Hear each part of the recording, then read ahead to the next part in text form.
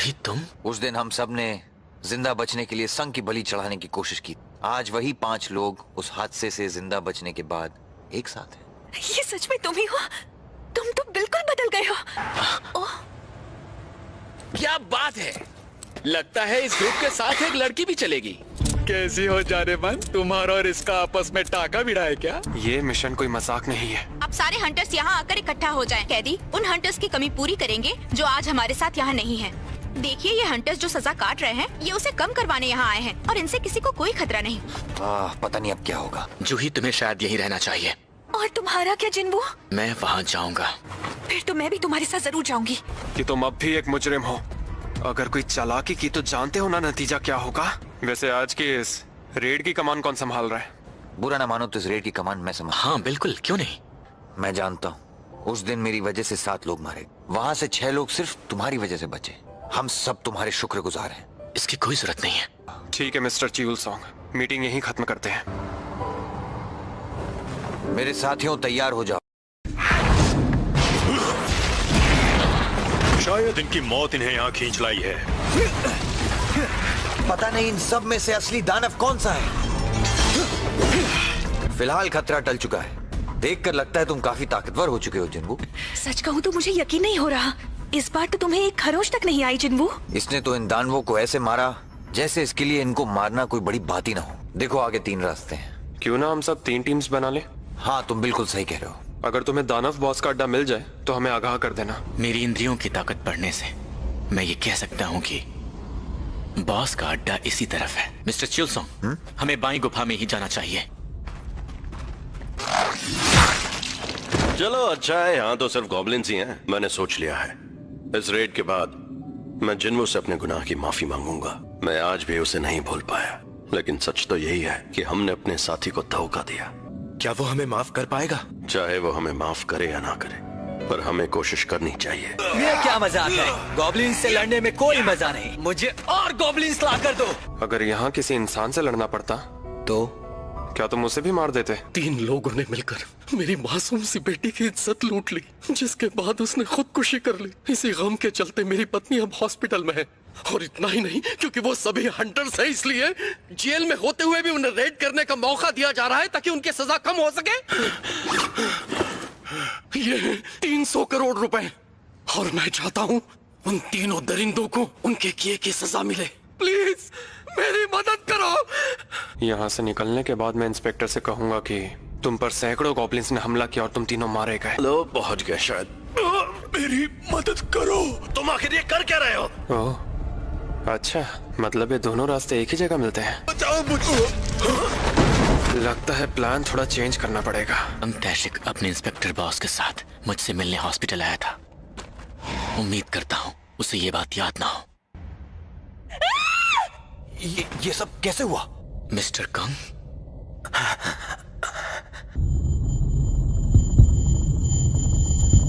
Mister किम, जूही, इन्हें heal करो। जल्दी हील करो।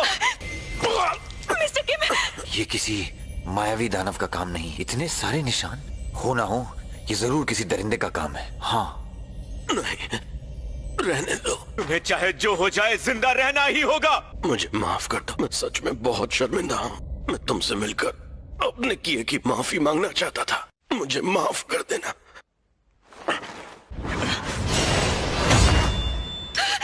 वाह, काफी तेज हो। मिस्टर कंग, क्या ये सब तुमने किया है? अगर हाँ कहूँ तो मैंने सोचा था कि इन सब की मौत का इल्जाम मैं गॉब्लिन्स के झुंड पर डाल दूंगा, लेकिन अब मैं कहूंगा कि कैदियों ने भागने के चक्कर में वहां मौजूद बाकी सभी को मार डाला, और जब मैं बॉस से लड़ रहा था उस वक्त उन्होंने मुझ पर भी हमला किया। तो बताओ, कहानी सुन के मजा आया? तुम इसके सामने टिक नहीं पाओगे जिन्वू। इससे मुझे लड़ने दो। आज एक अरसे के बाद असली तलवारबाजी होगी। तुम जैसे जादूगर जो अपनी ताकत पर भरोसा करके लड़ते हैं, अक्सर अपनी जान गंवा बैठते हैं। तुम्हारी ताकत तुम्हारा जादू है। तुम अभी जानते ही क्या हो नादान बच्चे। ये मेरा कुछ नहीं बिगाड़ पाते। अरे यार, अभी हीलर। लड़ाई के दौरान दुश्मन को पीठ कभी नहीं दिखानी चाहिए, और तलवारबाजी मेरी खासियत है। कि तुम जैसा जादूगर मेरे जैसे हंटर के सामने टिक पाएगा? मिस्टर सॉन्ग, खेल खत्म।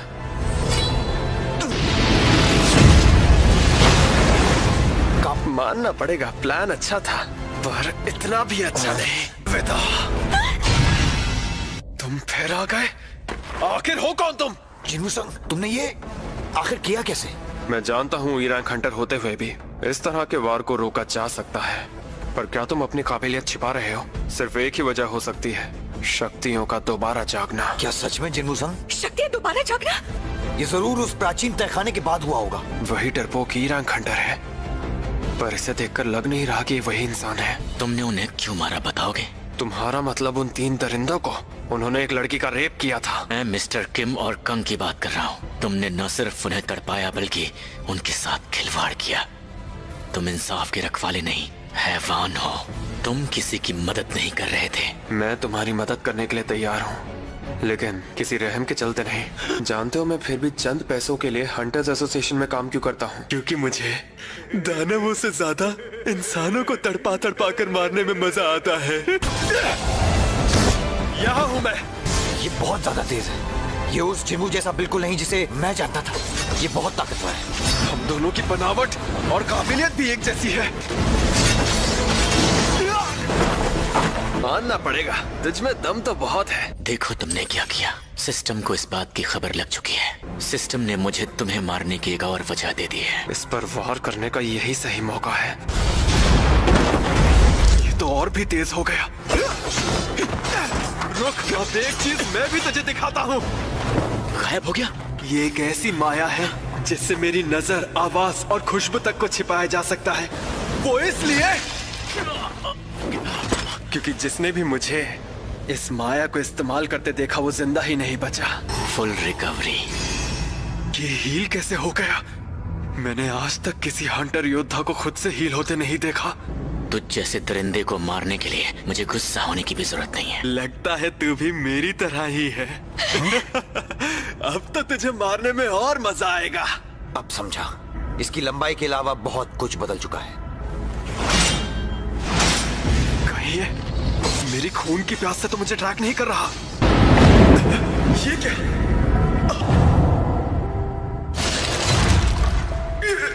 हम दोनों एक जैसे हैं। इस वक्त हम दोनों ही हत्यारे हैं, लेकिन फिर भी मैं एक बात समझ नहीं पा रहा कि तुम ई रैंक हंटर होते हुए कैसे जान ले सकते हो, हील हो सकते हो, इतने ताकतवर हो। मैंने आज तक ऐसा नहीं देखा। मैं खुद इस बात को समझने की कोशिश कर रहा हूँ। तो मैं मर रहा हूँ। कम से कम अब तो ये ई रैंक वाला नाटक बंद करके अपनी ताकत का राज बताओ। तुम बस ये समझो, मैं वो हंटर हूँ जो वक्त के साथ ताकतवर हो रहा है। मैं बस इतना ही कहूँगा कि तुम्हारी परछाई एक अंधेरी दुनिया की तरफ बढ़ रही है। एक ऐसी दुनिया जो तुम्हें बेहद ताकतवर बनाएगी।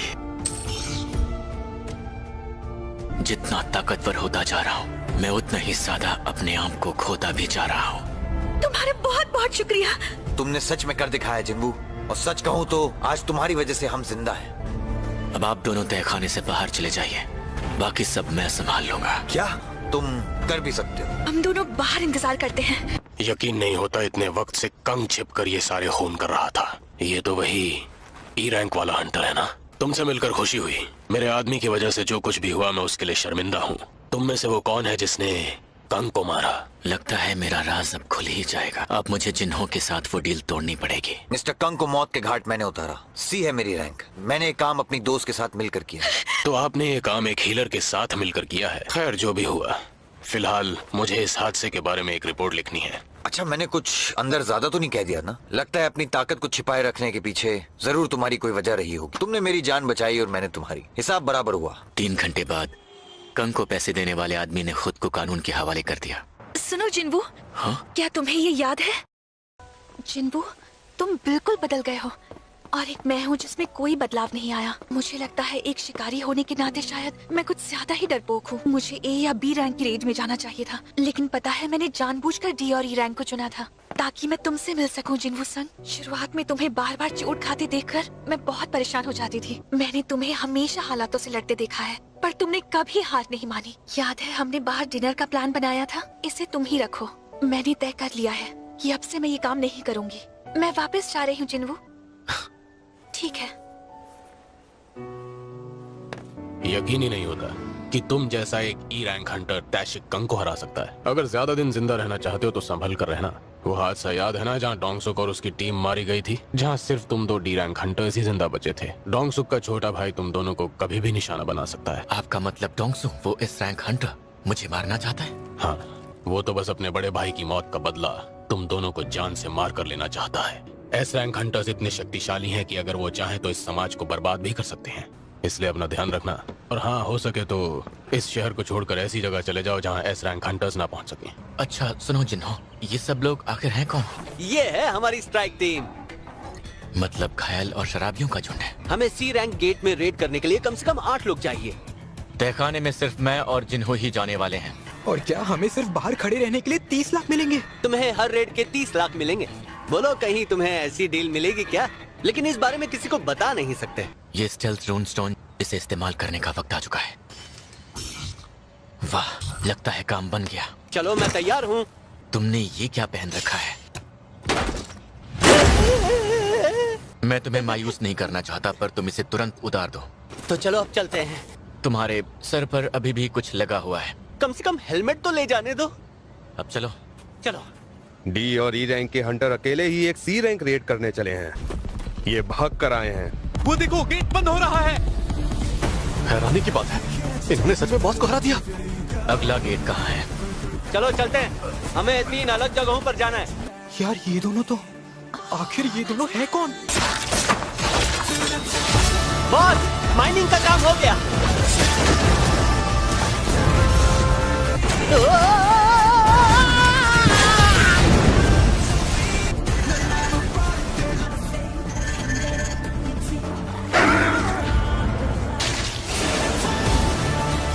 बॉस ने ऐसे हुनर को छिपा कर रखा।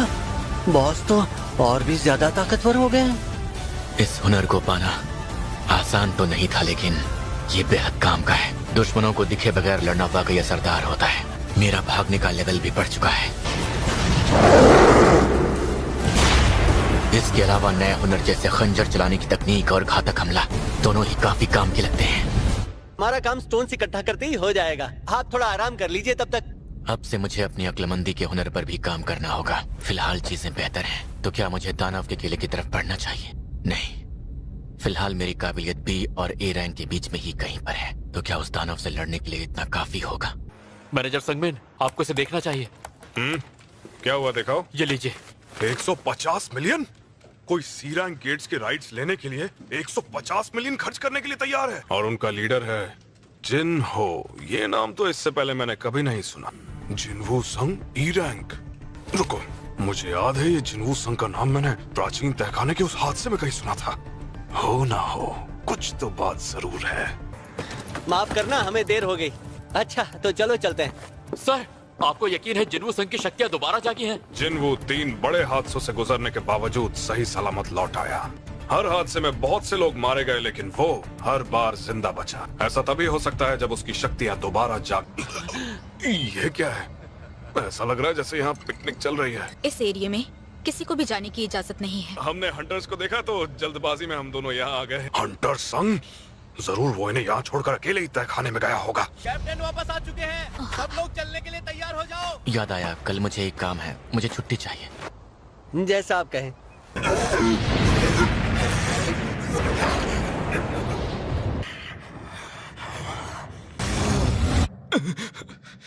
एक बार फिर से वही ख्वाब।